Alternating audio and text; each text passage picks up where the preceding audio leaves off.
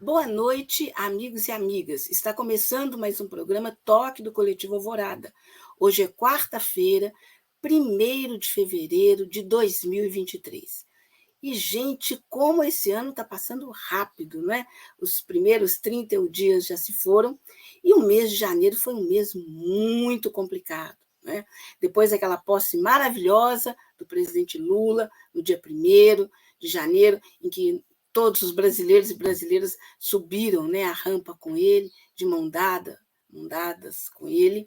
A gente tem na semana seguinte uma tentativa de golpe, né, o que muitos hoje estão chamando de intentona do 8 de janeiro, que nada mais foi do que a atuação dos bolsonaristas, dos terroristas bolsonaristas, e também com o apoio, anuência, ou nem que seja, né, um apoio velado de setores militares.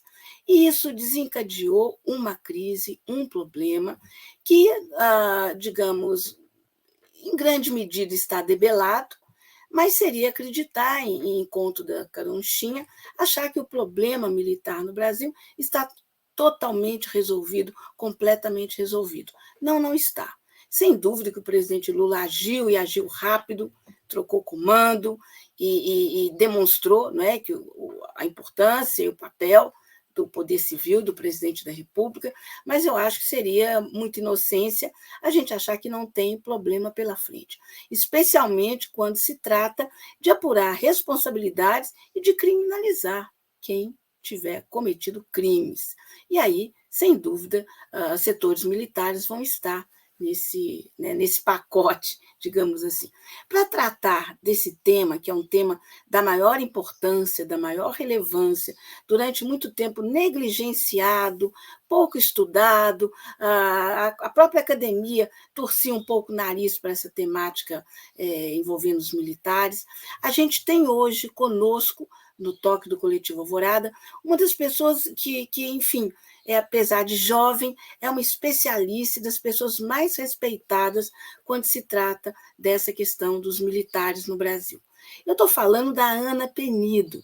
A Ana Penido, hoje pós-doutoranda, né, ela fez a graduação dela em Ciências Sociais na UFMG e é uma das pessoas que aprofundou nessa temática. Tanto que a Ana, ela é uma das autoras desse livro aqui, Comentários a um Delírio Militarista, organizado pelo professor Manuel Domingos Neto, ele é um dos grandes especialistas, dos maiores nessa questão dos militares, e ela assina um capítulo junto com a Priscila Carlos Brandão, que é doutora em Ciências Sociais pela Universidade de Campinas e é professora da UFMG. E a Ana Penido, então, assina esse capítulo com ela. Então, a nossa convidada hoje, do Toque do Coletivo Alvorada, é exatamente a Ana Penido. Né? E nós vamos ter, não é, a participação, né, como entrevistando junto comigo, o jornalista Márcio Macedo. Então, estou chamando primeiro o Márcio Macedo para entrar na nossa sala. Boa noite, Márcio, tudo bem com você? Boa noite, Ângela. Boa noite a todos que nos acompanham. Estamos aí para conversar com a Ana sobre esse assunto tão momentoso e tão delicado, né? Que é a questão da participação dos militares da política. Uhum. Bom, e agora, então, a gente chama, né, já está nos nossos bastidores, mas a gente chama a Ana Penido para entrar, então, nos estúdios. Boa noite, Ana, seja muito bem-vinda, prazer e honra ter você conosco. Boa noite para todo mundo que está assistindo, boa noite para vocês que me convidaram. Fico feliz de gravar um programa aí só com sotaque mineiro. Sentiu a falta, né? Pois é, a Ana já contou, né? Esse programa está sendo gravado, viu, gente? Não é ao vivo, porque foi impossível conciliar as agendas, né? Então, para a gente não perder a Ana, né, nessa semana importante, não é? Para tratar desse assunto importantíssimo também, a gente optou por fazer gravado. Então, infelizmente, nós não vamos ter perguntas de vocês. Mas isso não significa que vocês não possam ir lá, né, no Toque do Coletivo Alvorada, lá no nosso sininho, clicar no sininho no YouTube, se inscrever, quem ainda não está inscrito, né? E curtir. Quem acha que essa temática é importante, quem vai gostar da conversa, e quem acha que é importante essa temática chegar para mais pessoas, seus amigos, pessoas da sua família, enfim, quem vocês acham que gostaria, que teria interesse por essa temática, que, olha, gostando ou não gostando, é importantíssimo a gente estar por dentro dela, né? E ninguém melhor do que a Ana para nos posicionar, né, realmente o que está acontecendo nessa área. Então, eu vou começar fazendo uma primeira questão para a Ana, que eu acho que é uma curiosidade que imagino que muita gente que está assistindo tenha também. Ana, o que te levou a se interessar pela temática dos militares no Brasil? Eu sei que você trabalha também a questão de militares na América Latina, não é? O que te levou a se interessar por essa temática, que durante muito tempo foi meio que ficou de lado, um patinho feio, as coisas que não interessavam muito na academia? Bom, eu venho das ciências sociais, e de fato eu estudei isso bem pouco durante a graduação. Os poucos estudos que eram comuns durante a época que eu estava na graduação, eles estavam na ciência política e eles eram sobre a transição. Então, os diferentes modelos de transição que aconteceram no final dos regimes militares. Então, de fato, não era o meu objeto de pesquisa durante a graduação, nem era uma questão, eu estava feminismo. A minha mudança de tema vem depois de me formar. E aí, o que aconteceu? Foi na época das eleições. Teve as eleições da Dilma com José Serra, e durante a campanha, naquela época, as pessoas ainda se informavam pela televisão, durante a campanha, viu, gente? E aí, durante a campanha, o José Serra mostrava o currículo dele, porque isso, em 64, ele era presidente da UNE, então ele tomou o golpe de 64 enquanto presidente da UNE. E na Dilma, na campanha dela também, ela mostrava, né, cenas, e todo mundo sabe que faz parte da vida política dela ter sido guerrilheira, então tem os dois, a direita e a esquerda, em alguma medida, da sociedade civil e da sociedade política brasileira estavam apontando para uma mesma leitura comum, uma leitura crítica do que foi a ditadura militar. Aí, nesse mesmo ano, no jornal, saiu que os cadetes da AMAN, cadete, gente, é quando a pessoa entra numa escola militar para se tornar oficial, daí normalmente há 4 a 5 anos. E a AMAN é a Academia Militar das Agulhas Negras. É uma escola, ela tem mais ou menos o nível de graduação, que nem se fosse você entrando no seu primeiro período de faculdade, e essa escola, ela é a porta de entrada para se chegar a general. Então, assim, todo general brasileiro estudou na AMAN, no seu período, e eles vão subindo ao longo da carreira. Então, é uma escola muito importante. E na formatura, o paraninfo deles, uma espécie de homenageado, eles escolheram o Médici, nesse mesmo ano.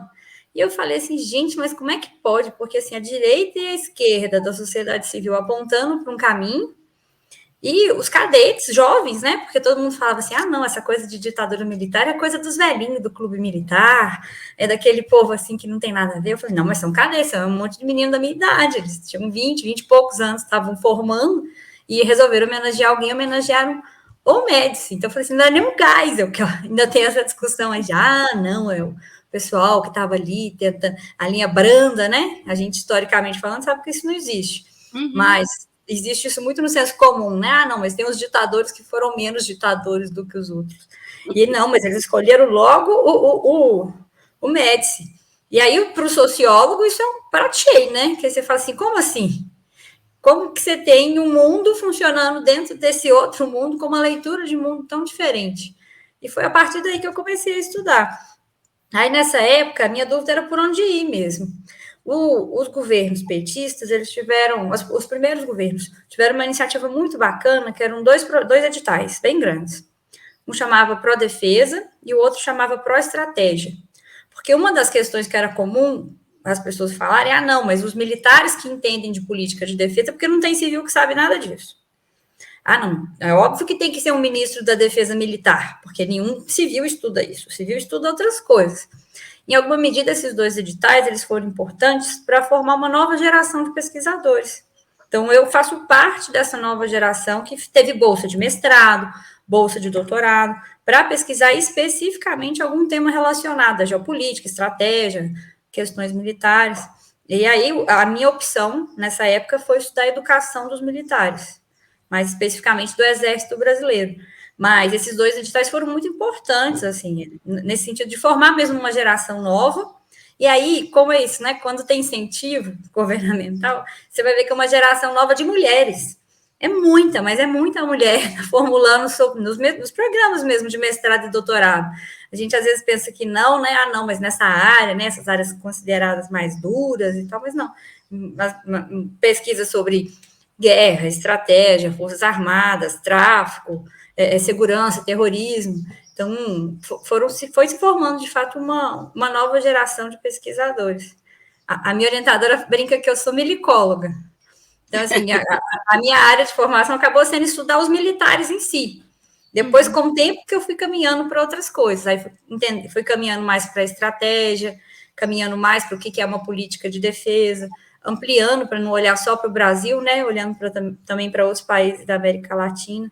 Mas, originalmente, a minha pesquisa sempre foi sobre Forças Armadas. Uhum, exato. Ana, tem muita gente, especialmente historiadores, historiadoras, que estudam os militares, estudam mais, né, lá a parte mais antiga mesmo, mais histórica e tal. E você pega um momento muito, muito atual, muito contemporâneo, né? Quer dizer, praticamente anos 90 para cá, não é? Que é a sua pesquisa. E aí, então fala para a gente, como que você vê a atuação dos militares brasileiros dos anos 90 para cá, no que diz respeito ao governo, né? A relação, né, dos militares e dos civis no governo? Bom, até a gente perguntar a relação civis e militares no governo já é uma coisa muito louca, né? Porque, assim, em teoria, militares são uma função pública, são servidores públicos do Estado. Então, é quase, imagina, é como se a gente perguntasse a relação do governo com servidores do Tribunal de Contas da União. Ninguém imagina isso, né? Ah, não, alguém que fez um concurso para médico. Mas não, o fato da gente fazer essa pergunta já diz muito sobre qual que é o nosso passado político, que é um passado político de forte participação militar. Eu brinco, assim, que essa imagem da tutela, que todo mundo passou a falar e ver, e existe, né, na imprensa circulando, que existe uma tutela militar sobre a política. Ela é quase como se fosse a gente pensar o racismo. É um dado estrutural, assim, de como se formou o Estado, a sociedade, o povo brasileiro. A gente acostumou com a tutela. Mesmo a esquerda, que é crítica à questão militar, e muitas vezes tem esses rompantes, né? Assim, não, tem que acabar com as Forças Armadas. Eu já escutei isso várias vezes. Também essa própria esquerda, você vai encontrar ela num outro perfil. Você vai encontrar ela com aquele perfil de assim, não, mas não tem um lote? Mas vai aparecer alguém, não é possível que não tenha um militar nacionalista para poder ajudar a gente. Então, assim, existe a tutela militar, ela deixou uma memória, inclusive na esquerda política atual brasileira, bem nessa lógica mesmo diante da ausência de força social organizada nos diferentes movimentos e partidos políticos, o que você faz? Você terceiriza para alguém que tem uma força que não é social, mas que é uma força armada, né? Que é uma força militar, em última instância, ela define muita coisa. Então, a tutela militar, e aí tutela, gente, é a mesma lógica do conselho tutelar, para quem não sabe nada de militar, não gosta desses trem, mas pensa assim, qual que é a lógica do conselho tutelar? A responsabilidade do conselho tutelar é você ter ali uma pessoa que protege uma outra pessoa que é considerada menor, então incapaz de tomar todas as suas decisões sozinhos, né, de ser responsabilizada por elas. A ideia de poder tutelar é a mesma. Então, essa é basicamente a mesma ideia, assim, de que, olha, as Forças Armadas são os maiores de idade. Eles são os responsáveis, quem tem capacidade, qualidade, responsabilidade, por tutelar, por conduzir uma sociedade civil que é menor de idade. É como se a gente estivesse numa infância eterna. A gente nunca vai estar bom o suficiente para ser, de fato, capaz de levar o nosso país a cabo. Então, a ideia de tutela está mais ou menos aí. Ela vai mudando ao longo do tempo. Às vezes ela é mais explícita, às vezes ela é menos explícita, às vezes ela usa, de fato, do artifício do golpe de Estado, né, da tomada violenta do poder, mas a maior parte do tempo ela está ali presente. Está presente, seja nas áreas que dizem respeito mais especificamente à política de defesa, seja em outras áreas que eles também identificam como importantes para eles. Então, por exemplo, eles sempre deram palpite na área de segurança pública, sempre deram palpite na questão da política indigenista, não é Não é uma questão específica do governo Bolsonaro, é uma questão que existiu. E aí, eles mantiveram, na época da redemocratização, eles mantiveram para eles próprios 4 áreas, eu falo assim, que são 4 áreas de reserva de domínio. São aquelas áreas assim que são minhas. Ninguém dá palpite, entrou governo, saiu governo de esquerda, de centro, no meio, tanto faz. Não, ninguém deu palpite nessas 4 áreas. Que áreas são essas? A educação deles próprios, a inteligência, o capítulo no livro que você mencionou, Ângela, é exatamente sobre inteligência. O sistema judiciário e o orçamento. Essas 4 áreas, eles definem como é. E eles definem como é pela Constituição. Não é que eles estão fazendo isso ilegalmente, não. Na nossa Constituição está lá escrito que eles podem ter um sistema de ensino apartado. Então, assim, eles, na verdade, praticam o que eles conquistaram no lobby da Constituinte, por causa mesmo da forma como a nossa transição funcionou. A gente tinha uma impressão, nos anos 90 e nos anos 2000, que a gente vinha aí num processo lento, gradual e seguro de conquistas institucionais. Então, assim, você vai lá e cria o Ministério, quase um parto para criar o Ministério da Defesa, o FHC, quem comprou essa briga, mas foi, nossa senhora. Aí você custa para poder subordinar os comandantes ao Ministério da Defesa. Aí os governos, principalmente o governo Lula, ele avança muito construindo os documentos nacionais de defesa, que é a Estratégia Nacional de Defesa, o Livro Branco. Então, você começa a ter a política de defesa como se fosse uma outra política pública. Nós temos que pensar, gente, assim, política de defesa é uma política pública igual qualquer outra. Não é melhor, nem pior, nem mais importante. É igual pensar uma política de saúde, é igual pensar a política de assistência social. Só que, pela forma como o Brasil é organizado, historicamente falando, quem sempre fez isso foram os militares. Mas a gente tinha essa expectativa, né? De que, não, os militares estão nos quartéis e os políticos estão cuidando da política. Mas, na verdade, como eles mantiveram essas 4 áreas, pouca renovação aconteceu do ponto de vista do como eles pensam e como eles pensam o mundo, mesmo eles estando nos quartéis, por causa dessas 4 áreas de reserva de domínio. Aí, com esse processo de crise, que não foi uma crise só econômica, né? O golpe contra a Dilma, ele reuniu características de uma crise social, de uma crise econômica, de uma crise política. Eu até concordo com essas formulações do Frei Beto, do Leonardo Boff, uma crise ética, social, humanitária também, de valores, de princípios. Então, essa confluência, essa salada toda de confusão, deu literalmente num caldo que proporcionou o surgimento do Bolsonaro. E aí, quando o Bolsonaro é eleito, aí todo mundo, nossa, os militares estavam fazendo isso ali dentro da casa. Estavam, sempre fizeram. E sempre tiveram autonomia para poder fazer isso. E aí, do Bolsonaro para cá, todo mundo acompanhou a tragédia. Então, aí eu também não preciso ficar falando muito. Ana, boa noite. Como é que surgiu, como é que é no meio militar o nascimento dessa convicção que eles têm que exercer um papel moderador, um poder moderador, um papel de tutela das instituições civis? Como é que isso apareceu? Como é que isso foi ao longo dos tempos? Desde a independência tem um pouco essa dimensão de nós somos mais responsáveis pela nação do que os outros. Porque o mundo militar, ele se organiza por dualismos, bem naquela lógica do eu e do outro, eu e o outro, eu e o outro. Então, eles, inclusive, inventaram tradições. Olha que bacana, inventaram uma tradição para poder falar que eles nasceram antes do Estado brasileiro. É bem Robisbal, né? Eles inventaram, assim, uma tradição que é uma batalha, que é a Batalha de Guararapes, que é uma batalha que de fato aconteceu.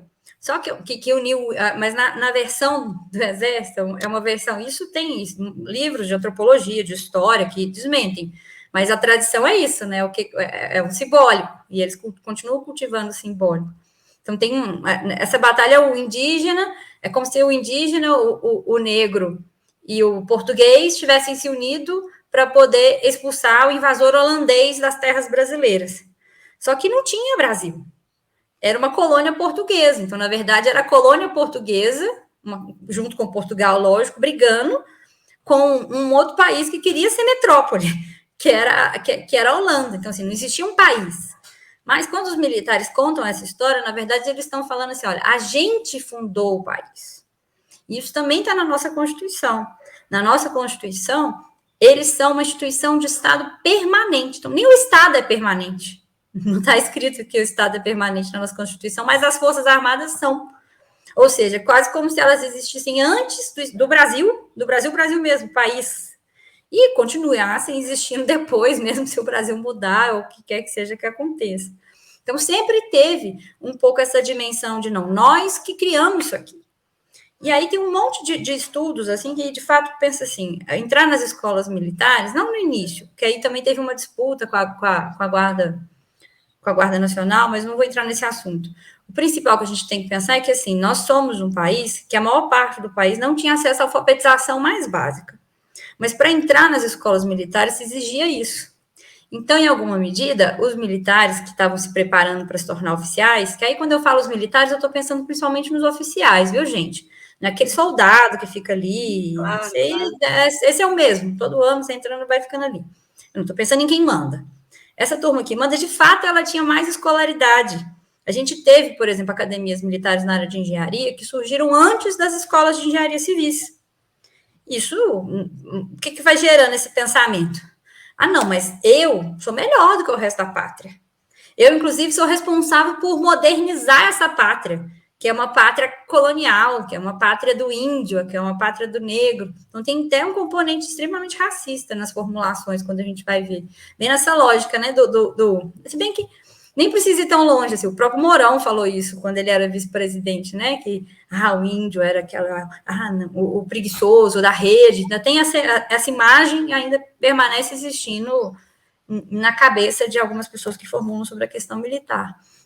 Então, aquele militar, que era isso, um militar que estava tentando se profissionalizar, tentando acompanhar os Estados Unidos, depois, por exemplo, da Segunda Guerra Mundial, ele olhava para o povo e pensava assim, esse povo não é digno de mim. Ao invés dele olhar para ele próprio e falar assim, nossa, é isso, eu sou fruto desse povo, ele olhava para o próprio povo e pensava assim, não, mas eu sou melhor do que o povo brasileiro. Eu sou muito mais bem formado, mais qualificado, mais comprometido, mais. E essa é uma visão que permanece em larga medida até hoje. O distanciamento entre o mundo civil e o mundo militar, por isso que eu falei que parecia dois mundos, né? Imagina a esquerda e a direita caminhando para um lugar e a gente achando que essa aqui era a briga, né? Porque todo mundo achava que a confusão estava ali entre a Dilma e o Serra. E tinha uma turma aqui caminhando para um outro lugar completamente antagônico. Esse afastamento, esse apartamento entre esses dois mundos, né? Essa divisão completa, que eu acho que é o que gera a maior parte dos problemas que a gente vê. No sentido de que, primeiro, eu sou eu, você é você. Aí, depois, você passa a valorizar no sentido assim, de que a gente é diferente, mas os meus valores são melhores do que os seus. Aí, você dá mais um passinho, no sentido assim, não, a gente é diferente, os meus valores são melhores do que os seus, e eu vou levar os meus valores para você. Aí que nasce os processos de intervenção mais explícita na política, né? Dessas corporações militares. Desse sentimento de, não, eu sou melhor, eu consigo fazer isso aqui melhor, gerenciar melhor o Estado, gerenciar melhor as políticas públicas, decidir o que fazer, escolher, inclusive, elites civis que vão me ajudar nesse processo. Aí, Ana, insistindo na questão que o Márcio colocou, a gente pode pensar que essa ideia de poder moderador que está na atual Constituição, se não me engano, é no artigo 162, né? Vem daí dessa ideia, né? Porque o que é o poder moderador? É um poder acima dos outros poderes? É um poder que vai, em caso de conflito entre os outros poderes, é esse que decide? Como é que é isso? Não, isso não está na nossa Constituição. O que está na nossa Constituição é a possibilidade deles atuarem na lógica da garantia da lei e da ordem. O poder moderador, ele existiu. A ideia de poder moderador é que as Forças Armadas serviriam como se fosse um árbitro. Então, assim, eles seriam imparciais. Uhum. Não, a gente não tem nenhum interesse nesse jogo político. Então, quando um poder brigar com o outro, nós vamos ser o árbitro. Vem cá, poder, vamos aqui resolver. Só que essa é uma formulação que ela não se sustenta na realidade histórica, assim. Todas as vezes que os militares interviram na política, seja por iniciativa deles, seja em concordância ou chamados, né, convidados por algum tipo de elite civil, eles não saem da política. Eles têm os próprios interesses, né, quando eles vão para esses espaços, que muitas vezes são interesses que se combinam, dependendo do momento da história, vai se combinar, inclusive, com um grupo da elite distinto. Se a gente for ver na época do Getúlio Vargas, por exemplo, foi uma dimensão... Foram grupos liberais, agora foram grupos mais ligados ao agronegócio. Então, assim, também isso vai variando. Mas eles têm interesses também quando eles vão para a política, né? Por isso que a formulação de poder moderador ela fica meio vazia. O que está na nossa Constituição é a ideia de que eles são garantidores da lei e da ordem, para além das outras atividades que, de fato, estão em quase todas as constituições, né? A missão principal é a de defesa da pátria.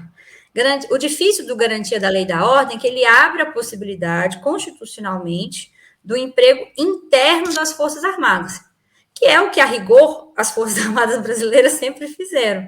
A gente sempre atuou muito mais para dentro do que para fora. Para fora é um episódio ou outro, tipo o que foi a Segunda Guerra Mundial, a Guerra do Paraguai. Mas se a gente for polícia mesmo, né? Atuou mais.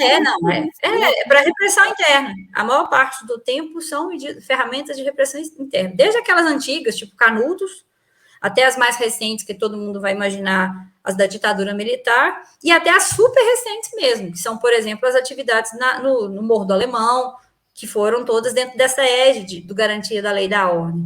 O difícil disso é porque, assim, garantia da lei e da ordem, lei já é um negócio complicado. Porque, assim, dependendo do juiz, interpreta de um jeito, mas a lei ainda tem alguma materialidade.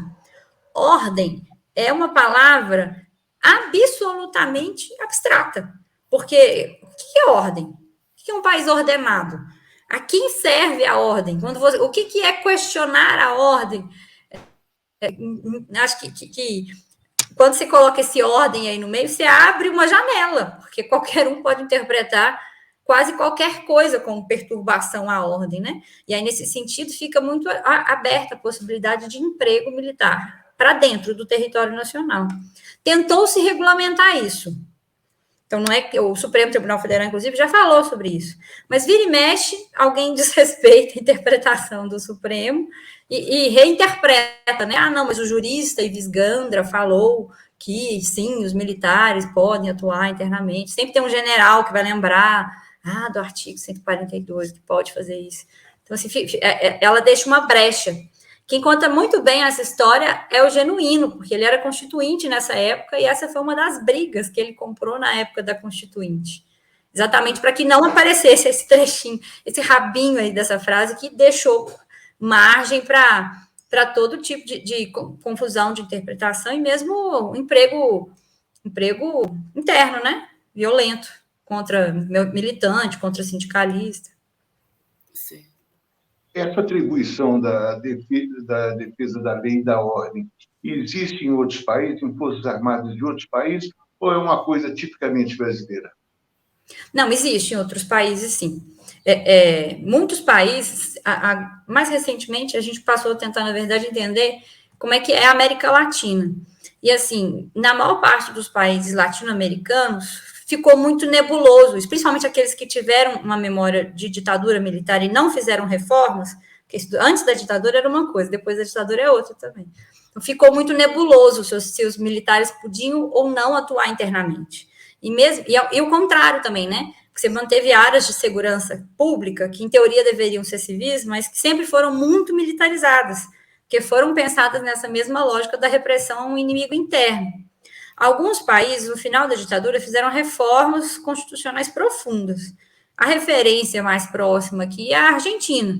Na Argentina, isso é completamente separado. Militares não atuam para dentro do território.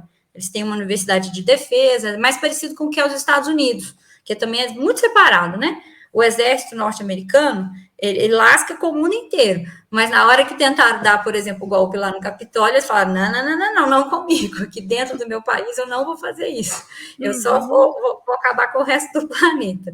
Mas no caso de países como o Brasil, a gente nunca teve reformas desse tipo. Aí sempre ficou meio nebuloso, né? Os militares, a coisa em que eles são empregados é muito variado. Nos países mais de periferia, também é muito comum eles serem usados em atividades subsidiárias. Então, isso vai lá ajudar a construir uma ponte, aí você vai ali levar vacina, aí você vai levar uma coisa, vai levar outra. Isso é muito comum, seja aqui, seja, por exemplo, na Venezuela, que é uma referência que toda hora alguém fala, né? A grande questão é que quando você sempre usa os militares nessas atividades, em detrimento de outras agências civis que poderiam fazer isso, né? Tipo, o SUS pode levar vacina, a gente pode dar mais dinheiro para o SUS fazer isso. O que vai acontecendo? Uma pessoa que está lá, Está no sertão, por exemplo, no Nordeste, com pouco acesso a várias coisas que o Estado, em teoria, deveria garantir, mas não garante. Aí vai o militar lá, ele leva água. Aí depois o militar vai lá e ele leva cesta básica. Aí depois ele vai lá e ele leva vacina. E é óbvio que aquele militar que vai lá vai ter uma altíssima respeitabilidade junto com a população daquele local. O povo gosta. E isso é real, assim, as Forças Armadas brasileiras são uma das instituições mais valorizadas pelo povo brasileiro.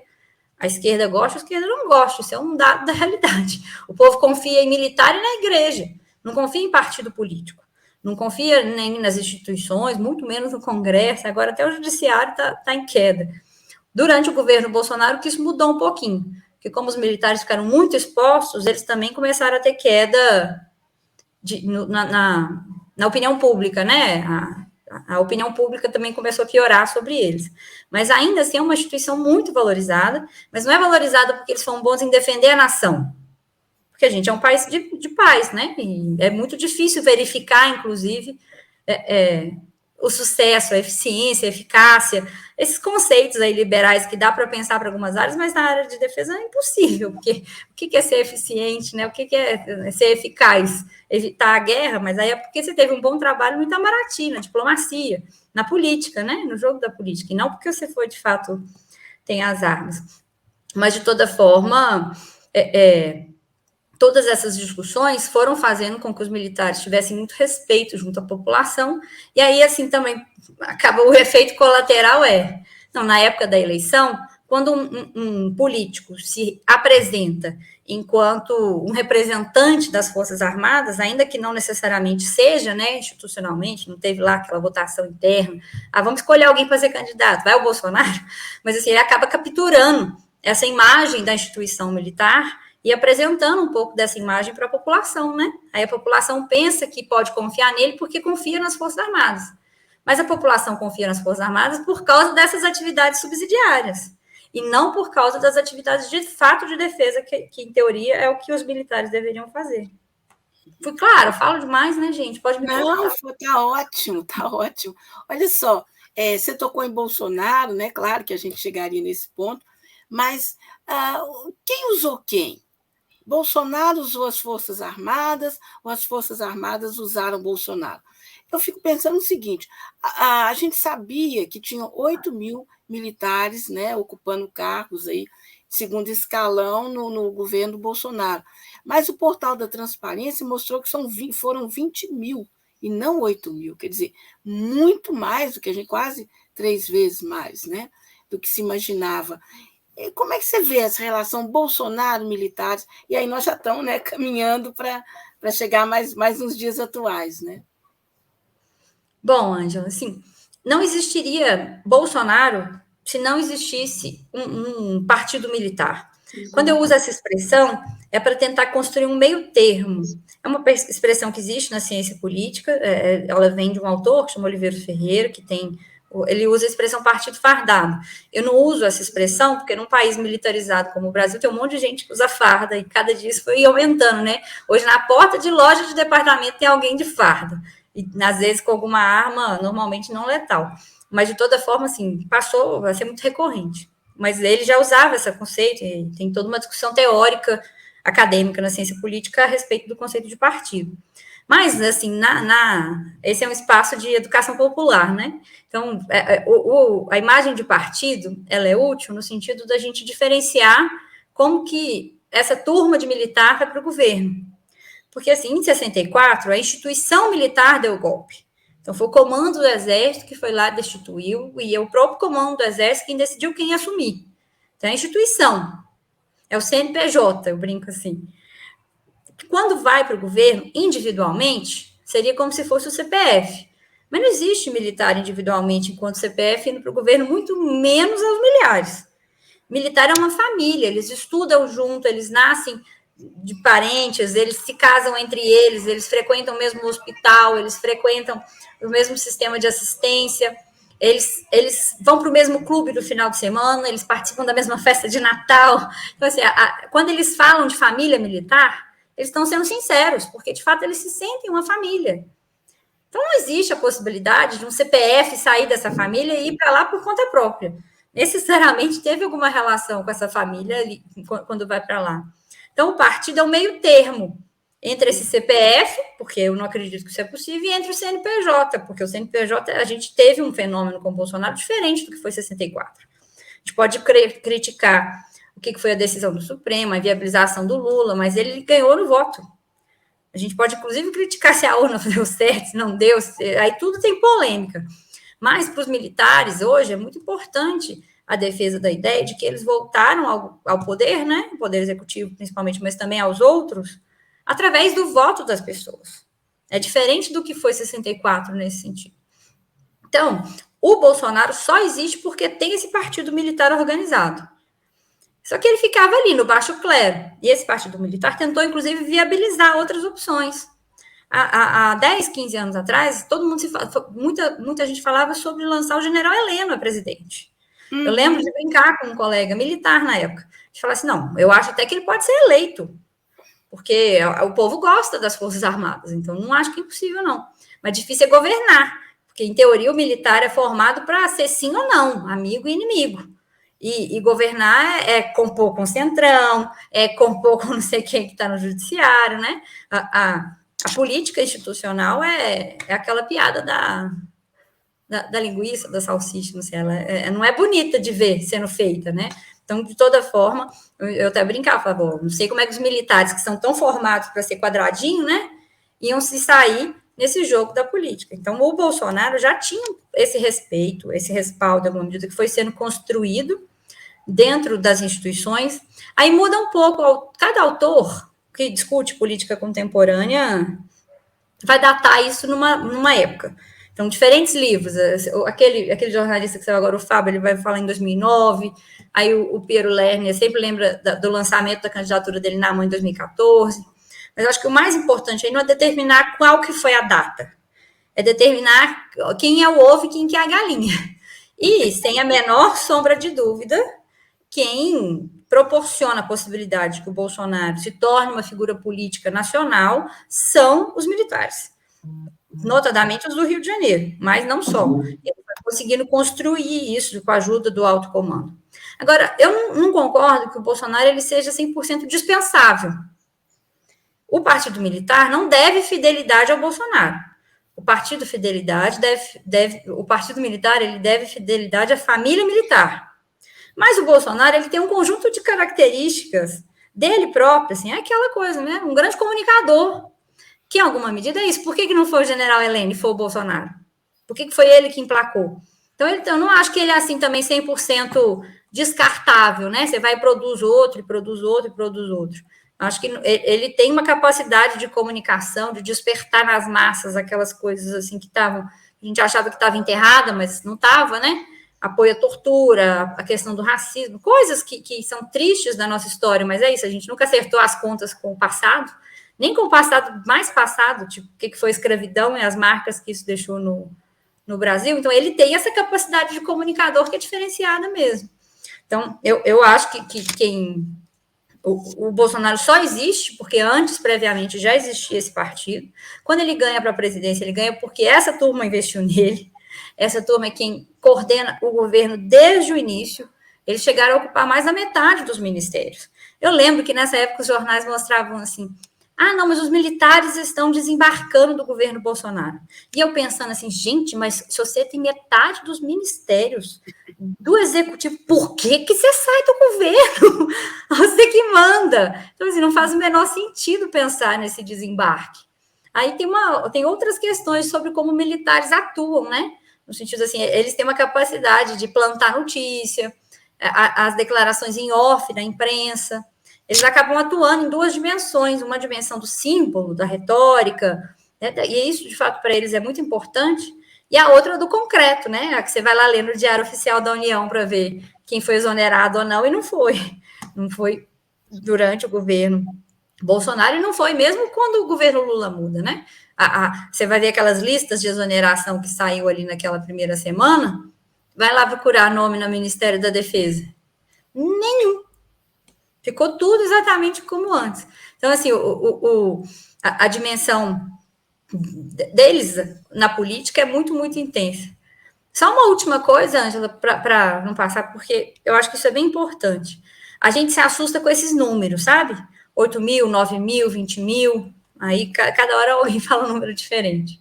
Mas o mais importante, assim, gente, a militarização da política, essa é só a parte que é visível. A parte mais complicada é a parte que é invisível, que é a transferência de valores, de éticas, de costumes que existem no meio militar para a política civil. Então, eu vou dar um exemplo muito claro, assim, bem simples. No meio militar, impera a cultura do silêncio, a do sigilo, que, em última instância, você está produzindo planos militares, né? Você não vai contar seu plano de guerra, de defender seu país para o outro que pode te atacar. Então, no meio militar faz sentido. Quando isso vem para a política, isso vira esse monte de sigilo de 100 anos que o Bolsonaro decretou à torta direita. Isso vira o Pazuello à frente do Ministério da Defesa, falando que não ia divulgar os dados da Covid, vocês lembram? Para o jornal não noticiar. Então, assim, aí sendo que, por exemplo, na administração pública, a gente fala sobre a cultura exatamente da publicidade, né? A lei de acesso à informação passa por aí. Quanto mais públicas as coisas, melhor. Eu estou dando esse exemplo, mas é isso. Tem vários outros, né? Você vai ver as escolas cívico-militares, é a mesma lógica. Então, o maior problema de desmilitarizar agora não é tirar esses 8 mil. Isso aí é fichinha. O que a gente vai encontrar depois nessas camadas do que foi acontecendo em termos de militarização do Estado vai ser bem mais difícil de desconstruir. Porque foram atos normativos, foram questões que foram saindo no Diário Oficial da União, são questões que se tornaram norma, né, que se tornaram regra para a administração pública. Ana, você vê as Forças Armadas como um bloco ideológico monolítico ou há discordâncias, há diferentes pontos de vista? Não, há diferentes pontos de vista. Tem pelo menos três grandes diferenciações dentro dos militares. Uma é entre as forças. Uma coisa é você ser da Marinha, outra é ser do Exército, outra é ser da Aeronáutica. A outra é se você é oficial ou se você é praça. A maior parte do tempo que eu estou aqui falando sobre partido militar, sobre política, eu estou pensando nos oficiais. Os praças, eles ganharam muito menos, comparativamente falando, que os oficiais durante o governo Bolsonaro. Ganharam menos dinheiro, menos possibilidade, embora ainda ganharam muito mais do que qualquer outra categoria civil que também estava ali durante o governo, né, de burocracia pública mesmo. E tem as diferenças que são ideológicas. Dentro de cada força tem diferença. Tipo assim, não, mas eu sou forças especiais, porque eu fiz o curso tal, não, mas eu sou paraquedista. Só que essas diferenças não são no central. São muito mais diferenças do ponto de vista da forma, do ponto de vista de como organizar uma coisa ou outra, do que se valoriza ou não. Ideologicamente falando, as Forças Armadas são bastante coesas, ou pelo menos mais coesas do que o restante da sociedade. Em 64, aconteceu uma limpa. Os segmentos militares foram os mais afetados durante a ditadura militar. Não foi o movimento estudantil, não foi o movimento sindical e não foi o movimento camponês. Foram os militares, proporcionalmente falando. Foi uma leva. Todo mundo que foi para a reserva ou foi aposentado. Então, foi feita uma limpa dentro de casa. E foi a primeira que foi feita. Primeiro, eles arrumaram para dentro, para depois partir para a repressão para dentro, para fora. Então, desde 64, ideologicamente falando, os militares são muito, muito parecidos, ou mais parecidos do que o restante da sociedade. Então, não é que eles sejam um bloco monolítico, porque não são. Tem diferenças entre eles. Mas são diferenças periféricas, perto do que foi em outros momentos da história. Quando você ia, por exemplo, olhar as disputas do clube militar, em alguma medida, elas expressavam as diferenças que existiam na sociedade. Quando eu estou aqui contando sobre a esquerda e a direita disputando ali a eleição, a Dilma e o José Serra, e os cadetes apoiando o Médici, eu estou dando um exemplo exatamente o inverso, olha para você ver. Eles são tão coesos que nem a direita militar, que está aqui, uma direita mais tradicional, que seria ali apoiadora do Serra, vai estar aqui junto, né? Eles não estão apoiando o Médici, que foi quem de fato, em alguma medida, foi responsável pelo período mais macabro da ditadura militar brasileira. Então, assim, eles têm diferenças entre si, elas são importantes, mas elas são menores do que na sociedade civil de forma geral. Eu brinco que é como se fosse um espelho, que assim, o militar não vê a realidade como ela é. Porque como eles são um mundo dentro de um outro mundo, eles estão muito convivendo. Isso, quanto mais fechada a sua equipe, né, a sua comunidade, maior a tendência para que isso aconteça. Por isso que é tão importante a gente sair da bolha, né? Conversar com gente diferente, pensar, agitação e propaganda passa muito por isso, né? Como você comunicar suas ideias com alguém que não é da sua área, que não gosta do que você gosta, mas que você quer conversar com aquela pessoa, né? Não só com quem pensa a mesma coisa que você. Como eles estão no mundo deles ali, o tempo inteiro, é quase como se tivesse um espelho aqui, assim. Ele concentra os raios. Então, eles não veem o mundo como o mundo é. Vou dar um exemplo, por exemplo, em 2013, quando teve aqueles protestos, todo tipo de pequena legenda política de esquerda fez panfleto. Aí tinha o panfleto de todo mundo. E eu lembro, assim, de colegas militares falarem assim, não, mas olha aqui para você ver como é que esses protestos são comunistas, porque tem um desses panfletos que está aqui defendendo que tem que ter uma revolução comunista e socialista no Brasil. E eu pensava, eu olhava para o que foram as jornadas de 2013, gente, tinha um trio elétrico da Coca-Cola. E eu pensava assim, gente, mas aonde que esses caras estão enxergando comunista? Porque não tem. São agrupamentos que existem e tal, mas é agrupamento com o quê? 10 pessoas, 15 pessoas. Não tem força social para discutir sequer nem a revolução num condomínio, quanto mais num país. Mas na cabeça dos militares, aqueles protestos ali poderiam ser um preâmbulo para uma revolução comunista. Imagina que loucura um negócio desse. Tipo, para quem estava ali acompanhando os protestos, que foi todos os dias, eu acompanhei, eu morava no Rio nessa época. E eu ficava assim, gente, mas onde é que esse povo está virando comunista? Porque não tem, e não fazia sentido. Por isso que eu estou falando que é uma lente, mas é quase como se ela agudizasse algumas leituras. Ela filtra, então tem coisa que não entra, e outras coisas que entram de forma aguda. Por isso que todo mundo, não, mas o pensamento do Olavo de Carvalho. O Olavo de Carvalho frequenta a Academia Militar desde os anos 90. Sempre foi. Fez parte de livro, editou publicações pela Bibliex. Então, assim, não era uma novidade. É essa lente que concentra os raios que vêm de fora, e, de fato, lá fica tudo mais agudo. Então, eles, de fato, não veem o mundo quantitativamente falando como ele é, né? Proporcionalmente falando. Sim, trazendo isso para os dias quase atuais, né?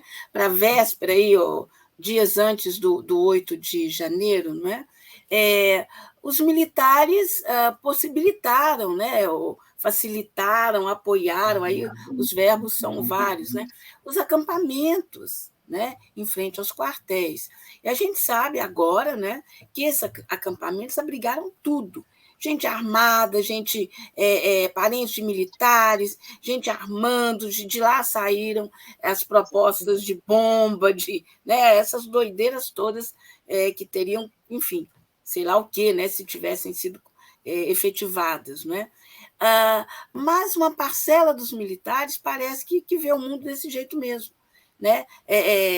Comunismo, o governo Lula, e esse tipo de sentimento completamente distorcido levou o pessoal, vamos chamar assim, de intentona de 8 de janeiro.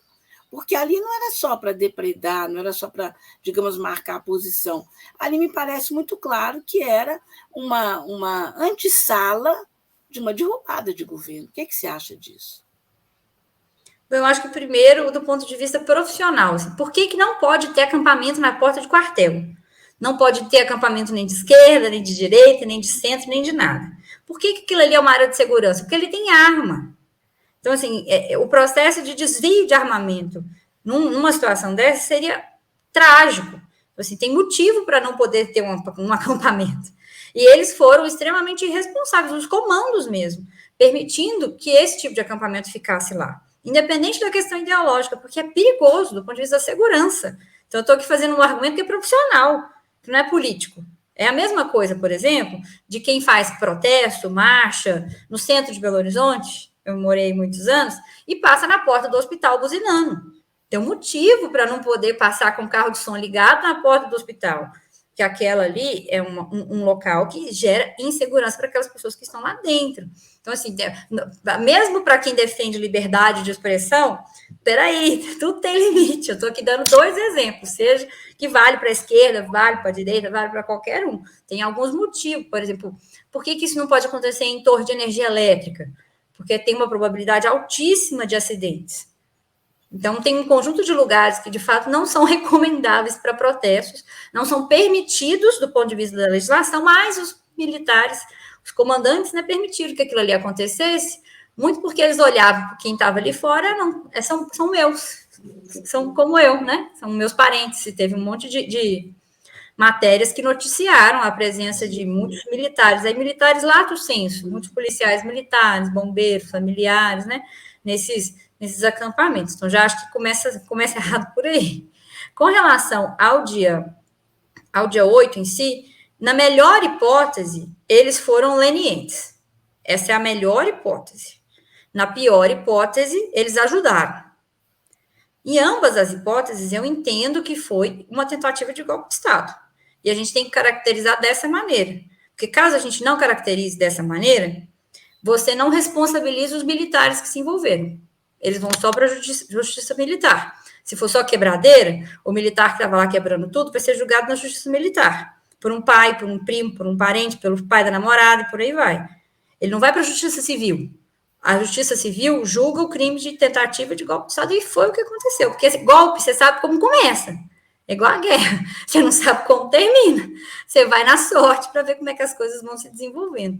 Não tinha correlação de força internacional para dar certo. Nunca teve. Isso era uma leitura já comum. Mas não tinha também em outros momentos. Então, eu, pelo menos, toda vez que alguém fala do Capitólio, eu falo assim, gente, para pensar militar no Brasil, você tem que pensar no que aconteceu na Bolívia. O que aconteceu na Bolívia? Grupos, armados ou não, tocaram terror, vocês lembram? Nas ruas mesmo, assim, prenderam o parlamentar e tudo mais. As Forças Armadas fizeram o quê? Nada, ficaram paradinhas, deixando o povo tacar o terror. Aí, depois que o trem estava completamente fora do controle, as Forças Armadas vão lá e falam assim, ô Evo Morales, está na hora de você ir embora. Então, assim, eles não fizeram a rigor nada, a não ser ir lá para resolver uma instabilidade social que tinha sido criada nas barbas deles. Então, assim, eu acho muito mais didático para a experiência brasileira a experiência da Bolívia do que a experiência do Capitólio, por causa desse perfil do que é o exército dos Estados Unidos. A gente gosta ou não, é como eles são, né? Eles nunca dariam um golpe internamente, isso nunca aconteceu historicamente falando. Então, assim, eu acho que aquela experiência ali do que foi a Bolívia ensina muito para a gente do que foi esse comportamento aqui, no caso dos militares. E quando eu falo leniente, é na melhor da hipótese, porque, assim, militares têm um conjunto de questões que são distintas do civil. Eles fazem um juramento, por exemplo, para a formatura, de entregar a vida pela pátria. Em última instância, por isso que, por exemplo, eles recebem adicionais de salário que você e eu não recebemos. Mas eles recebem. Por causa disso, porque, em última instância, eles estão prometendo que vão se sacrificar se precisar. A gente não viu eles nem entrando em operação. A gente viu, foi o pessoal entrando e quebrando tudo, assim. Então, assim, na melhor hipótese, vai ter que ser identificada essa cadeia. Mas eu achei que o Lula respondeu corretamente. Eu vinha muito chateada, porque eu tô assim, gente, tá todo mundo animado, foi aquela posse linda, um monte de ministérios, assim, emocionante, né? Teve uns discursos, o do Silvio de Almeida, eu juro que eu chorei. Eu falei assim, gente, mas, meu Deus, que coisa linda. E a gente, na defesa, uma tristeza, porque não teve nem GT de transição. Diferente de todas as outras áreas, na área de defesa não teve nenhum grupo de trabalho. E não teve transição. O dia 8 começou a nossa transição. O que os outros ministérios começaram assim que a eleição acabou, e aí começaram já a construir coisas, dia 8 que começa. E daquele jeito, né? Desse jeito. Então, Lula foi extremamente correto. Não decretando uma operação de garantia da lei e da ordem. Por quê? Não é porque ele tem medo de uma quartelada. Não, eles não vão me obedecer. O principal motivo é porque eles foram parte da criação do problema. Se ele decretasse GLO, ele ia dar para os militares a possibilidade de se apresentarem para a população como parte da solução. E é isso que está acontecendo nesse momento. Quem que está indo lá ajudar os Yanomamis?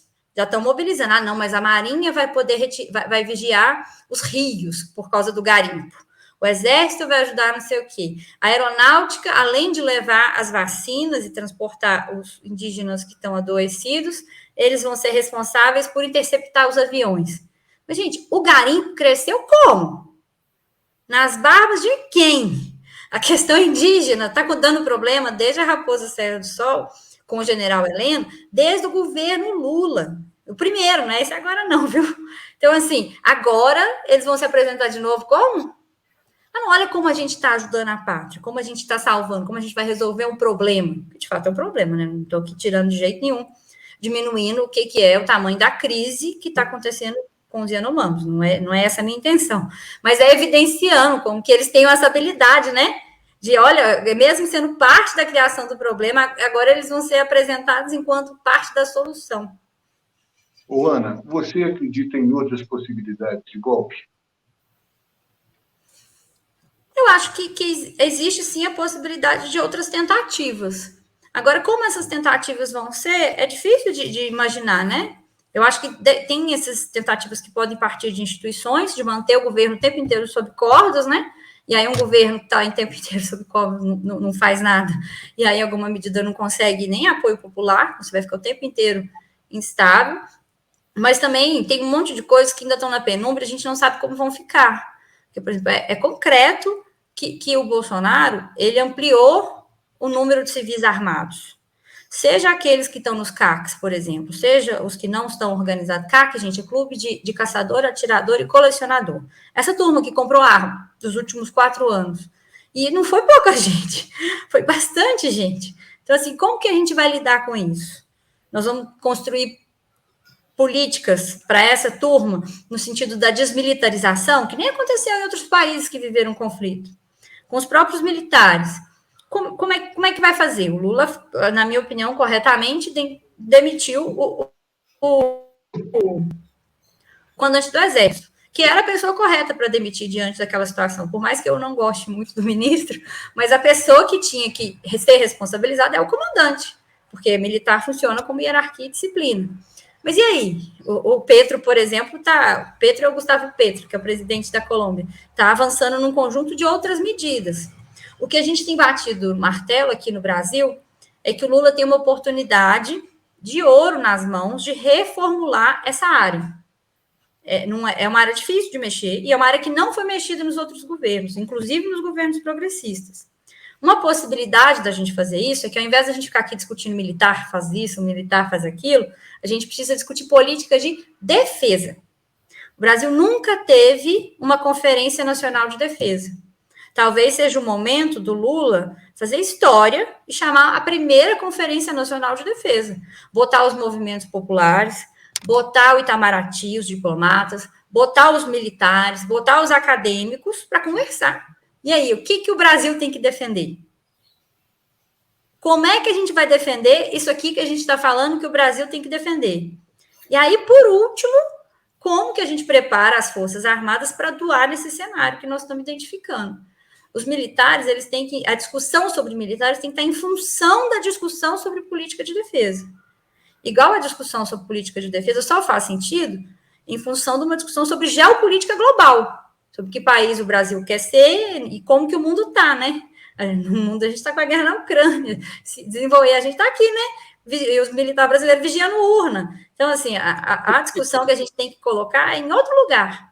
E acho que o Lula tem uma oportunidade aí histórica na mão, até pelo que aconteceu mesmo, de mudar a correlação de força nesse setor específico. E aí, vamos sentar então, vamos conversar, vamos construir mesmo uma política pública que seja participativa. Vamos ver se vai dar certo, né? Pois é, nesse sentido, parece que o Lula está avançando, está tentando, né? Ele já falou na retomada do projeto do submarino nuclear, não é? Eu não sei, inclusive, a quantas anda aquele almirante Otton, não é? Eu considero que foi uma pessoa muito injustiçada, né? Pelo trabalho que ele vinha fazendo e enfim, não sei se está preso, de prisão domiciliar, mas foi uma figura importante, pensando exatamente nessa linha que você está falando, pensando numa questão de segurança mesmo, um projeto, né? Para quem tem um pré-sal, como deixar esse pré-sal solto, né? Mas olha, você vê, o Lula está fazendo, quando ele faz isso, ele faz a mesma coisa que ele fez nos outros governos. E como que os militares leem isso? Os militares leem isso assim, o Lula está tentando comprar a gente. Vai tentar comprar a gente dando um brinquedinho, aí dá um avião, aí dá um submarino, aí dá um blindado, que é o popular, que a gente chama popularmente de tanque. Discutir política de defesa é discutir isso mais amplamente. Esses armamentos foram definidos por eles, conforme as hipóteses de emprego deles. Então, não sei se vocês se lembram, há pouco tempo atrás saiu, pouco tempo, não, uns 2 anos atrás, saiu na imprensa uma hipótese de conflito com a França. Imagina! O Brasil entrando em guerra com a da Guiana. É uma coisa assim, de um cenário tão fictício, sendo que tem problemas muito mais concretos aqui no nosso entorno, né? Muito mais tangentes, muito mais candentes que funcionam. Então, não estou aqui falando assim para não dar dinheiro para o submarino, ou para dar... Mas eu acho que a forma como tudo isso vai sendo construído é sempre nessa coisa de negociar o poder público com o militar. E aí o militar chega lá com uma pastinha debaixo do braço, com esse monte de projetos. Para você ter ideia, o Exército tem 7 projetos estratégicos. E o principal projeto do Exército é um projeto de blindado, para atuar dentro do território. Dentro do território, para subir o quê? Favela. Você precisa de exército para subir favela? E blindado para usar em que ecossistema? No Pampa? Porque nós vamos entrar em guerra com quem? Com a Argentina e com o Uruguai? Então, assim, a discussão tem que estar em outro lugar. Não é só uma discussão de equipamento, porque eu quero muito que a indústria nacional volte.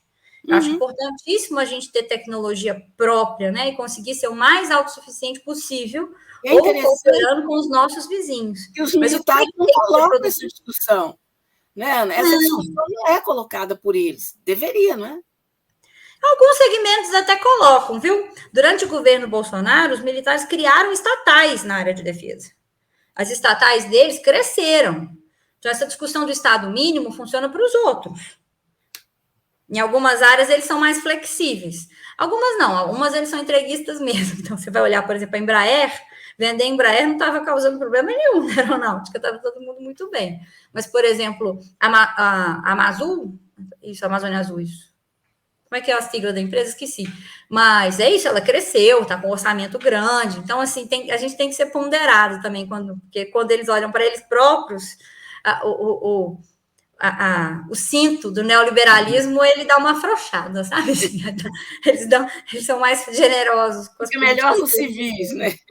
É, mais ou menos por aí. Tem tempo? Tem. Bem, tem.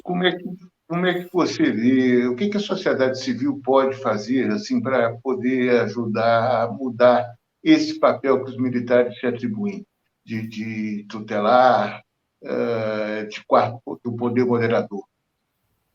Eu acho que não só a sociedade civil, vou começar falando dos outros poderes, porque a gente fala muito do Lula, e é isso, como se fosse só o executivo, né? Mas tem um conjunto de iniciativas que existem no legislativo. Então, exemplo, seja das que já estão tramitando, por exemplo, a ideia de que precisa ter uma quarentena. Isso aí tem que mudar lá na lei. O que é a quarentena, gente? Hoje, um militar pode se licenciar do cargo, ele vai lá, é candidato, e depois ele volta, ou ele pode ir lá e para o governo, e fica lá 2 anos, aí ele volta. Então, ele vai fazendo assim. Aí, sabe como que ele faz? Ele vai para o governo, aí ele constrói um edital. Aí, ele volta para a força. Aí, quando ele comanda na força, ele concorda com aquele edital que o Ministério da Defesa está propondo, e aí, quando ele vai para a reserva, ele cria uma empresa que consegue produzir exatamente o que aquele edital estava pedindo. Então, assim, isso é corrupção, gente. Essa porta giratória, ela não pode existir. E para regulamentar isso, é o legislativo. O legislativo pode fortalecer a Comissão de Relações Exteriores e Defesa Nacional, a CREDEM, historicamente ocupada por militares. A esquerda passeia lá de vez em quando. Aí manda um deputado lá no final de semana. Tudo bem que a gente entenda que pautas trabalhistas são importantes, mas enquanto a gente achar que defesa nacional e política internacional está ali, né, a última prioridade da esquerda é eles que vão coordenar a política mesmo, aí dá no que dá no dia 8. A gente pode, por exemplo, avançar que nem outros países. Em outros países, a ascensão ao generalato depende da concordância de uma sabatina, igual quando você vai para o Supremo. Então, os militares são sabatinados pelos parlamentares. Isso aí eu estou falando tudo do legislativo. No judiciário, dá para a gente avançar no judiciário, porque eles têm um enclave gigante que é o judiciário militar, que não foi criado para ser o judiciário para os militares. Em teoria, ele é um judiciário para julgar crimes militares. Só que, o que vai acontecer? No dia 8, tinha militar e tinha civil quebrando. Não tinha? Tinha. Eles estavam quebrando a mesma coisa. Os civis vão para a justiça civil. Os militares vão para a justiça militar. os civis vão ser condenados, porque vai ter gente condenada por aquilo ali que aconteceu. Tem prova em abundância, produzida por eles próprios, que fizeram transmissão ao vivo deles quebrando. Gente, é umas coisas que a gente parece num mundo paralelo, mas não, isso acontece, né? E os militares também fizeram essas filmagens. Vocês acham que eles vão ser condenados igual os civis? Claro que não. Então, o Supremo Tribunal Federal e o Judiciário, de forma geral, junto com o Ministério Público, têm uma oportunidade de pautar o Judiciário Militar. Ele tem que continuar existindo, ele tem que funcionar dessa maneira, para que de fato serve o Judiciário Militar? Em teoria, o Judiciário Militar tem que servir para julgar crimes militares. Então, crimes de guerra, por exemplo, ou mesmo deserção, você deixou de aparecer no quartel, você tinha que ter aparecido, você roubou armas do quartel e vendeu para o tráfico, isso aí são crimes militares. Mas, se você bateu na sua esposa, você tem que ir para a justiça civil, ué. É um crime como outro crime, não é porque você é militar que você vai ser julgado pelos seus colegas militares, e aí é isso, né? Não dá em nada. É o judiciário. A imprensa pode ajudar muito, parando de ficar dando espaço para general querendo falar em off, porque essa é a ferramenta deles para plantar a confusão. E é na penumbra, na confusão, nesse sentimento de caos, eu não sei muito bem como é que as coisas estão indo, que os militares deitam e rolam. Porque aí as pessoas ficam com medo. E gente com medo não toma decisão política nenhuma. Então não adianta. E os movimentos populares podem provocar essas discussões. Elas podem provocar, por exemplo, agora vai ter o 8 de março. É possível discutir o que é a violência. Porque, em última instância, quem que são essas pessoas que morrem pelas armas? Em geral, ao longo da história, assim, as mulheres foram protagonistas nas lutas pelo desarmamento. Exatamente porque são as mães, né? Que historicamente vem acontecendo.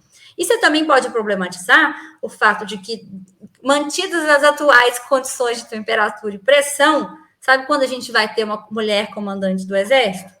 Nunca, porque elas nem podem chegar até a 4ª estrela. Então, assim, não existe nem essa possibilidade. Normativamente falando, assim, nem se aparecer o MacGyver das mulheres, ela vai conseguir ser isso dentro do Exército, por exemplo. Então, é possível de construir isso no 8 de março. Quem é de sindicato, de servidor público? Isonomia. Vamos discutir isonomia. Por que os militares têm direito a isso, se eu não tenho? Por que durante a pandemia, a única categoria que recebeu aumento salarial foram eles? Se você perguntar para qualquer pessoa humana de bom senso, você daria aumento salarial para quem? Para a saúde. Pensa alguém que se lascou por 2 anos trabalhando loucamente, né? São os profissionais de saúde. Então, isso aí para as categorias que são públicas, né? Por que eles têm esse salário? Na universidade, por exemplo, outro dia eu fui dar um espaço aí na FMG, eu contei isso, o pessoal queria me bater. Ele falou, como assim? Assim, eu falei, uai, gente, mas é assim. Quando o militar ele entra no primeiro dia dele de aula, na faculdade, tá lá, com 17 anos, começa a contar tempo para aposentadoria. Ele começa a receber salário e começa a contar o tempo dele para aposentadoria. A minha geração é uma geração que termina o doutorado e ainda não entrou no mercado de trabalho formal. Então, uma geração que vai terminar o doutorado com 30 e não começou a contar tempo para aposentadoria. Eles começaram com 17. Então, assim, várias coisinhas que é de desconhecimento, de forma geral, das pessoas. E é isso, a gente pode contar para elas como as coisas são. Então, acho que todas as organizações sociais, sindicais, populares, têm que tratar essa pauta como isso. Vamos conhecer essa turma, então, vamos saber o que eles pensam, como eles comem, do que eles se vestem, né? Se aproximar mais do tema. Deixar de tratar como se fosse aquele tema dos iluminados, porque não é. E entender que política de defesa é o coração de uma política de soberania. Não existe país autônomo no mundo sem uma política de defesa consistente. Não existe, não tem jeito. Para cada ação que a gente tomar em qualquer área, vai ter uma reação internacional. E a política de defesa é o que permite para a gente poder falar não para países mais poderosos. Então, assim, é extremamente importante você ter uma política de defesa. Acho que a gente pode fazer essas discussões, seja mais isso, né, mais econômicas, que a gente pode fazer com uma base, por exemplo, mas desde essas discussões mais políticas estruturadas também sobre que país a gente quer, que projeto de Brasil soberano a gente pensa em construir. Exato, especialmente quando a gente pensa, né, Ana, que o que aconteceu no Brasil, né, a partir do golpe contra Dilma, porque foi golpe, né, não adianta dizer que não foi golpe, né, foi golpe sim, tem a ver exatamente com um movimento de Brasil soberano, um reposicionamento, né, no mundo, e do próprio tipo de mundo. Né? O mundo caminha para ser multipolar, para indignação, desespero, né, das antigas superpotências ou da potência única, né, no caso, Estados Unidos.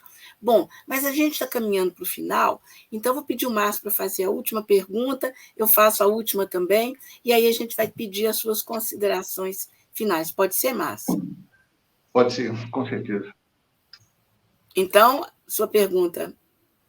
Bem, como você mesmo disse, mais uma vez a gente está vendo o Exército, a Aeronáutica, a FAB, atuando num assunto que tudo indicava não ser conta delas, no caso dos Yanomamis. E isso é positivo, que é uma instituição com a capilaridade nacional, mas não é assim, a atividade fim de uma força armada. Então, eu queria saber como limitar isso. É correto, por exemplo, a gente ver esse tipo de coisa? É correto militar construir estrada? É correto, por exemplo, a Marinha manter 5 navios hospitais na Amazônia para atenção básica de saúde? Eu só não entendi se as dois vão fazer as perguntas e aí eu respondo uma de cada vez? Eu pensei uma de cada vez, se for possível. Não, tranquilo. Com relação a isso, assim, militares no mundo inteiro atuam em situações de emergência. Então, assim, essa é uma situação de emergência. Agora, manter um navio lá para sempre não é uma situação de emergência. Construir uma estrada não é uma situação de emergência. Levar vacina não é uma situação de emergência, a não ser que você esteja sob calamidade mundial, que nem a gente viu na pandemia. Mas, mesmo assim, vocês, normalmente, o que a gente discute é que eles têm que entrar como um apoio logístico, exatamente por causa da possibilidade de locomoção, né, ao entorno do Brasil. Levar água no sertão é uma atividade emergencial. Só que aí, o que acontece? É mais fácil mandar militar, porque militar tem que obedecer. Tem que obedecer. Em última instância, você deu a missão, eles vão ter que levar água. Aí eles ficam levando água 1 ano, 2, 3, 4, 5, 6, 7, 15. E aí isso traz impacto na política, do ponto de vista da opinião pública. Isso não é mais uma ação emergencial.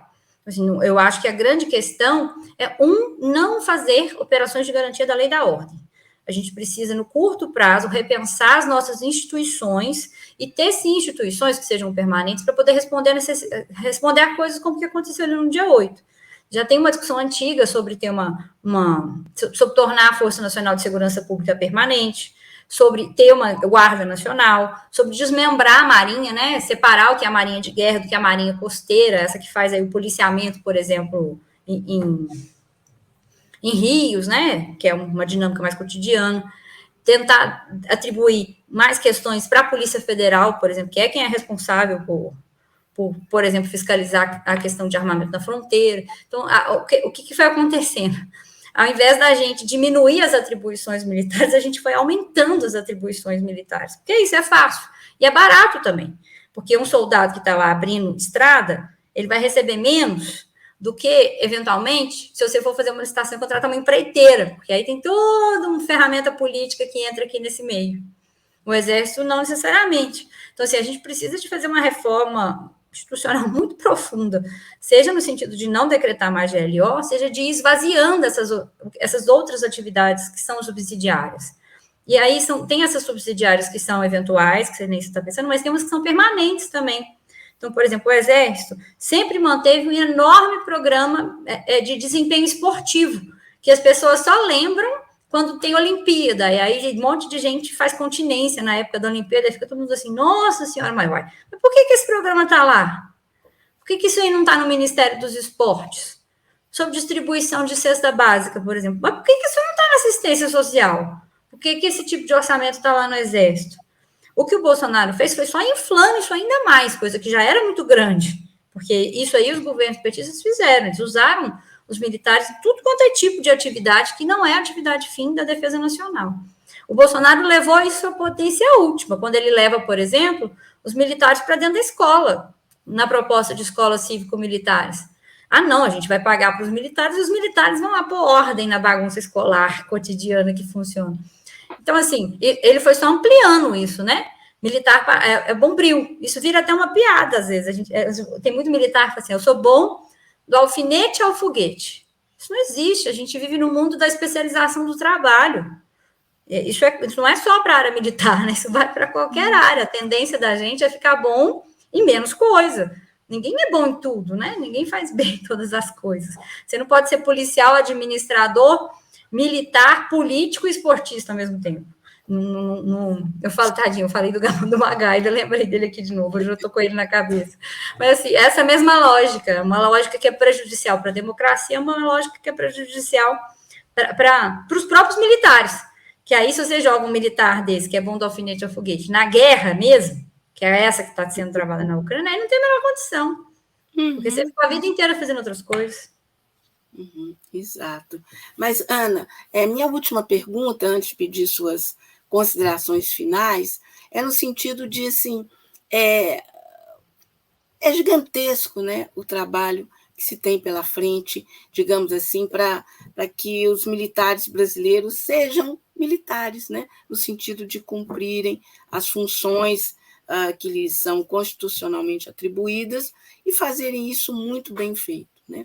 Nesse sentido, como é que você vê a presença de um político como José Múcio, essa figura macia e, enfim, me parece não muito eficiente, né, para o que se precisa ali. Como é que você vê o papel dele nesse contexto? Bom, primeiro ficava todo mundo assim, não, mas ele é um conservador, aí vou mudar de lado. E eu falava assim, gente, o que deve ter de conservador, raposa velha conservadora ao redor do Lula ali 24 horas, então não tem nenhum problema com relação ao fato do Lula ter escolhido alguém com esse perfil, né? Eu acho que as grandes questões aí são qual que é a mensagem que você quer passar. Ao invés do Lula passar uma mensagem de, olha, eu que vou mandar, ele optou, como de fato eles quase sempre optam, pela conciliação. Quando ele escolhe o Múcio, ele escolhe o nome da conciliação. Ele sinaliza para os militares, olha, eu quero pacificar as nossas relações. Eu sei o que vocês fizeram no verão passado, mas eu não quero confusão para o meu lado. Eu estou cheio de problema para resolver. Não deu certo. Não deu certo. Não. Mas a cabeça do Lula, no meu entendimento, a cabeça dele foi essa. Não, estou cheio de problema, estou esse estado está quebrado, está faltando água, comida, energia, vacina, não tem nada. Então, assim, eu não estou querendo confusão com vocês. Vou pôr um cara que vocês vão gostar. Só que, para pacificar relações, os dois lados têm que querer isso. E quando os próprios comandantes sinalizam que não precisa vir aqui que eu não vou bater continência para você, não. Porque eles tomaram posse sem a presença do Lula.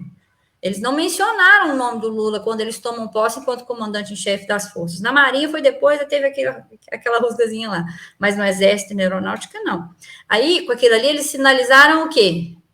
Não, peraí, você está fazendo assim com a mão, mas eu não vou fazer assim com a mão de volta, não. Aí teve o dia 8, e aí eu achei que é isso, do dia da transição para o dia 8, o Lula mudou muito.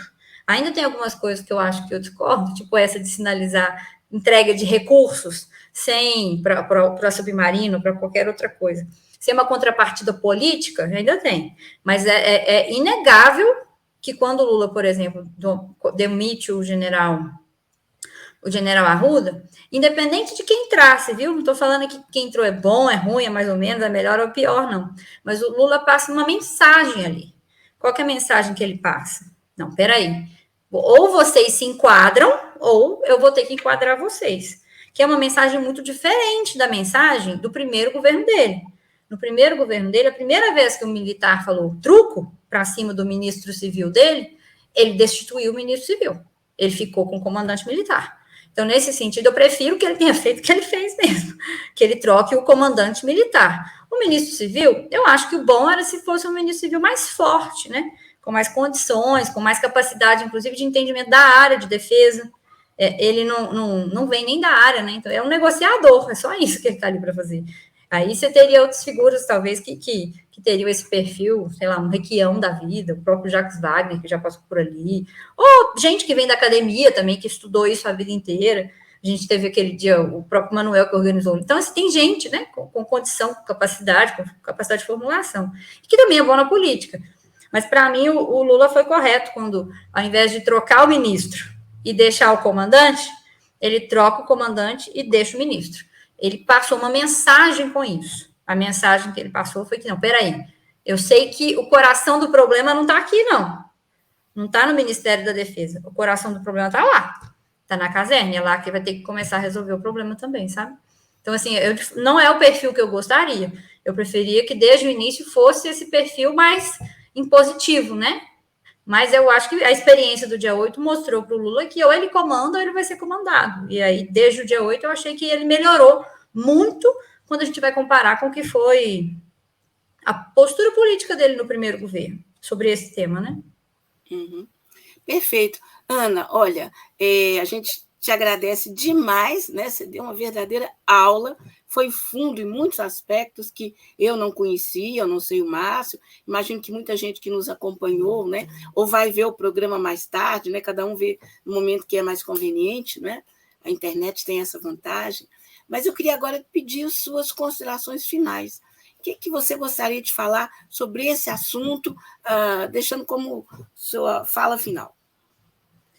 Eu acho que a minha fala final seria no sentido de que, mais do que discutir militares, como despolitizar as forças ou como desmilitarizar o Planalto, a gente precisa discutir como está o mundo hoje, que Brasil a gente quer nesse mundo, qual que é a política de defesa necessária para o Brasil ser um país que não é, né, a periferia, fica aí para sempre vendendo laranja, comprando suco de laranja.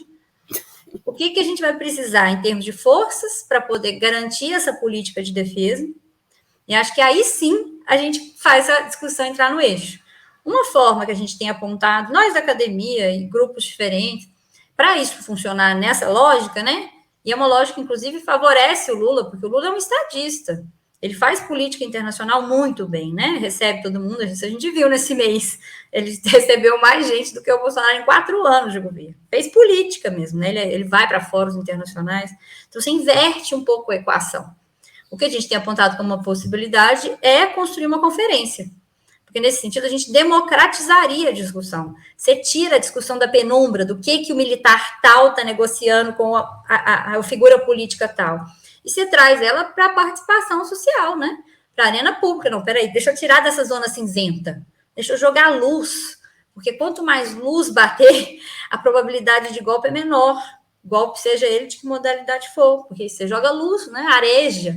Abre a janela, deixa o sol entrar, um bocado de vento, que eu acho que é um pouco isso que nós estamos precisando. Para o público do coletivo em particular, que é um coletivo que eu sei que faz grandes atividades de agitação e propaganda, e trabalha muito na área de comunicação, né? Os militares são mestres em símbolos, eles fazem isso muito, muito bem. Então, acho que quando a gente também se dedica a fazer isso, eu acho admirável o trabalho que o coletivo faz. Eu conheço há muito tempo, por causa do Movimento Brasil Popular, então eu já tinha escutado ele falar várias vezes. Então, eu acho admirável. Eu só proponho para a esquerda, de forma geral, que, olha, a gente não pense em as pautas de defesa enquanto pautas de políticas públicas como outras. Tão importante quanto a gente discutir saúde, saneamento, comida no prato, é a gente discutir também quem controla, quem tem as armas, porque quem tem as armas, no final das contas, tem um poder muito grande numa mesa de negociação. Depois, quem quiser, a gente tem coisas nossas no GEDS, tem um monte de coisas, não só sobre militares, mas sobre guerra, sobre defesa, sobre estratégia. Então, se tiver jeito, às vezes põe o link. Aliás, só para não perder, você participa de 2 grupos fundamentais, o GEDS e o Tricontinental. Fala rapidinho sobre eles, rapidinho. O GEDS é o Grupo de Estudos em Defesa e Segurança Internacional. Quem tiver vontade de seguir carreira acadêmica nessa área, né, nós somos professores, pesquisadores, mestrado e doutorado de diferentes universidades do Brasil, que tem nesse espaço um espaço de interlocução. Então, sobre Forças Armadas, guerra, estratégia, são muitas meninas, viu? Uma mulherada jovem, muito legal. Eu sei porque toda vez que a gente chega, as pessoas, mas como assim vocês foram parar nesses lugares? Uai, mas tá todo mundo e tudo doutora. Então, assim, é uma turma que estudou muito e sabe o que está falando, assim, uma turma bem bacana. E o Instituto Tricontinental, ele de fato é quase como se fosse a parte de pesquisa dos movimentos. Então, ele parte de uma ideia de que é preciso construir um pensamento do sul global. estão rejeitando o que normalmente os Estados Unidos receitam, o que a Europa receita. Não, a América Latina tem que fazer assim. Então, o tricontinental, ele bebe na experiência do que foi o tricontinental na época de Cuba, para poder repropor essa dimensão de, não, peraí, vamos pensar com os olhos do Sul, né? No Brasil, ele tem algumas pesquisas que a gente identificou como prioritárias desde o início do governo Bolsonaro. Então, tem uma grande área de pesquisa sobre as religiões neopentecostais, tem uma turma que trabalha com economia e tem a gente que trabalha com os temas que têm relação com soberania. Então, a gente tá tudo, e é tudo gratuito, tudo para baixar na internet. Aí é só baixar, ler, tem materiais bonitinhos, tem vídeo, tem muita coisa de arte também. Porque a batalha não é só das ideias, né? Também é pelas emoções, pelos corações. Então, tem muita coisa bonita também para quem quiser conhecer os nossos trabalhos. E tá tudo de graça, disponível. Bacana. Aí, gente, fica a dica, né? Fica a dica. Acompanhe o trabalho da Ana e desses dois grupos incríveis, e é só baixar e vocês têm acesso, né? Bom, nós estamos chegando ao final de mais esse programa, mas antes de terminar, eu queria dar uma excelente notícia para todos os coletivos, né? Nós somos um coletivo Alvorada, mas existem centenas, milhares de coletivos no Brasil e cada vez mais a participação social é importante. Pois é, hoje o presidente Lula, né, ele criou o Conselho de Participação Social e do Sistema de Participação Social Interministerial. O ato solene de criação aconteceu hoje no Salão Nobre do Palácio do Planalto, e quem nos representou lá, quem representou o coletivo Alvorada lá, foi o querido Fabiano Leitão, nosso querido trompetista, não é? Que é um, né, parceiro aí, é do coletivo Alvorada. Eu quero ver se é possível pedir a Alexandra, né, produtora técnica, para rodar um videozinho. Vamos ver se vai dar certo. Bacana sobre esse ato hoje.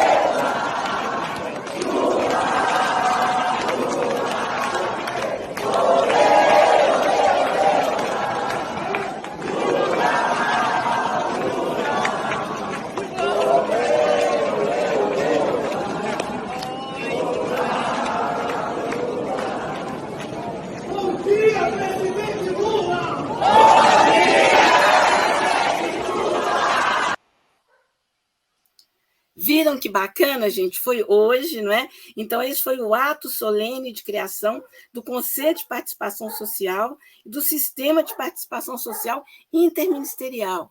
É isso, não é? É muito o que a Ana falou também, né? Nós temos que começar a participar, a discutir, a estar presente nos mais diversos espaços. E esse, sem dúvida, é um espaço muito bacana, porque, sem dúvida, todos os coletivos, em especial o Coletivo Alvorada, têm tido um trabalho de alargamento desse espaço, de agitação, de discussão, de trabalho pedagógico e também de informação, né? Bom, então, essa é a ótima notícia, né? Eu acho que está todo mundo muito satisfeito com ela, nós todos, e vocês também que nos assistiram, nos acompanharam até agora. Então, olha, fica aí o pedido para, né, compartilhem o nosso conteúdo para que mais pessoas tenham acesso a ele, não é? E a gente possa ter cada vez mais visibilidade, porque nós somos parte da mídia independente, aquela que não tem patrão e não tem rabo preso. Nosso compromisso é com você, é com o interesse maior da população brasileira. Bom, gente, esse programa não teria acontecido se não fosse a produção técnica da Alexandra Badaró, e se não fosse também a produção executiva do Pedro Martins. E esse programa é um programa do Coletivo Alvorada, Ação Coletivo Alvorada. Mais uma vez, Ana, muito obrigada. Márcio, até semana que vem. Beijo para todos vocês. Tchau. Valeu.